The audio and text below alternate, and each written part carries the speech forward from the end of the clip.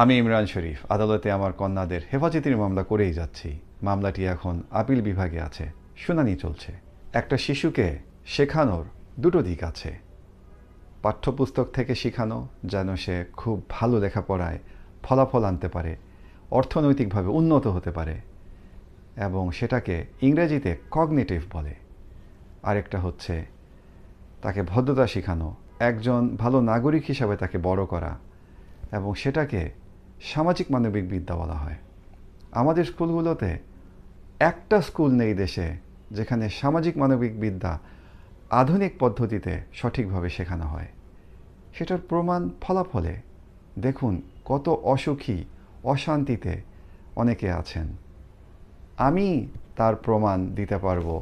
যত শত শত হাজার হাজার মেসেজ পাই প্রতিদিন 5.5 লাখ ভাই বোন থেকে, শেষ নাই ভাই, আসতেই থাকে, প্রতিদিন আসতেই থাকে। তাই আমরা বদ্ধপরিকর যে সামাজিক মানবিক বিদ্যা ছোট বেবিদেরকে যেন শেখাই, তার কোনো ব্যতিক্রম যেন না করি। শুরু তো করতেই হবে কোথাও থেকে। যদি ভালো লেখাপড়া কেউ করাতে চান, শত শত স্কুল আছে, আপনারা নিয়ে যান সেখানে।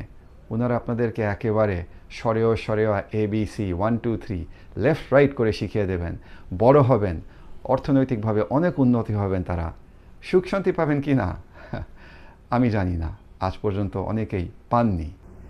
তবে সামাজিক মানবিক বিদ্যাটা যদি শিখে ফেলতে পারেন কীভাবে নিজের সীমারেখা রাখা যায়, কীভাবে ভদ্রলোক হওয়া যায়, তাহলে একটা শিশু বড় হয়ে তার সুখ শান্তি পাওয়ার সম্ভাবনা প্রচুর বাড়বেই বাড়বে।